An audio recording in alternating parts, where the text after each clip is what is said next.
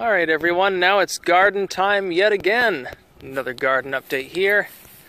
Everything's looking pretty good as you can see. A bunch of peat moss. Yes. A bale per bed. Yes. All the mulching, by the way, is now done. This side was not done before, now of course it is.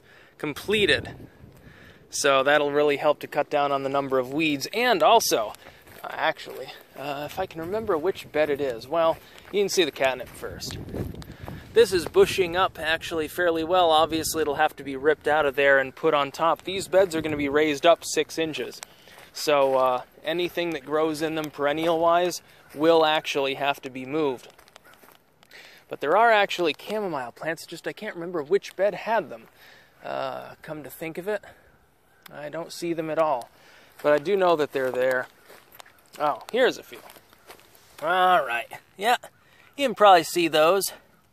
Nice little chamomile seedlings. It's just this year has been very, very cold as far as spring goes. Unfortunately, that means that a lot of stuff hasn't sprouted up like it's supposed to yet. So it's going to take a little bit of extra time. The sedum has sprouted. I won't show that to you again. What I'm going to do, and I mentioned this briefly before, all of this stuff is going to get laid out on a nice windless day. It's going to get put literally on the lawn about 3 inches thick, along with all this, all the straw. And actually, although this is brownish in color, it's nitrogenous. It's not woody residue. And what I'm going to do is mix that all together a little bit, run the mower over it a couple times, and then each of these beds is going to have a bunch of that put in on a bottom layer. I'm going to soak it in a fertilized water. Now, organic only, obviously. Oh yeah, by the way, you can see that's actually greening up in there. It actually survived, which is really, really surprising. But these bricks are moving. They're going to get, I'm going to get rid of them. I'm going to use boards and raise these beds up. At least these 4. You know, they're roughly 4 by, I can't remember, 4 by 13 or 4 by 14. And these ones are about 4.5 by, I can't remember, I think 10.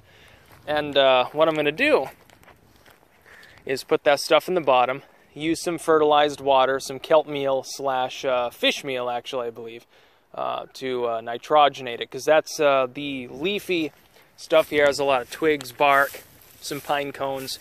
That makes it carbon rich, but it'll become a nitrogen sink. That would be a problem. So you have to soak it a little bit. You have to do this with biochar as well. I'm going to add that to the lowest layer. Soak it. The next day I'll add a layer of just a little bit of the straw with some mushroom compost. Soak it again. The third day I'll add the rest of the straw and twig and leaf mix. Mixed in with some just general compost, some garden soil. And it's a little bit cheaper than using that much stuff. Would be if you weren't using like stuff from your own property. It's a little bit cheaper, it's a lot more effective, and I've had people tell me, oh yeah, like 3 years on, there's like a ton of worms in there, highly organic, really great.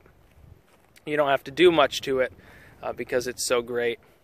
But yeah, there's going to be a lot of garden space. These two I probably will conjoin because they're not going to be able to be raised up, because see, the problem here is that the crotch of this tree is so low, I can't really raise it up more than maybe an inch or so before that risks disease. I don't want it to be all wet and weird. Or I could cut around here and conjoin the beds and have them raised, but have one little area. The problem is I'd have to cut these lower branches off, and they are still alive. They are budding out right now. But I haven't done much more. There's some mold damage here, you know, as you probably saw before. But I'll be adding a lot of peat moss to these beds, along with the munched up bullshit that I'm adding. The topsoil, the garden soil, the compost, and then anything else that needs to be added, basically. But right now it's still about 10 degrees colder than normal. It's tolerable, but it's only about maybe 42 degrees right now. Even tomorrow, when it gets a lot warmer, and the day after, it's only supposed to be around 50. That's still unseasonably cool. The norm for this time of year is 52, 53 degrees.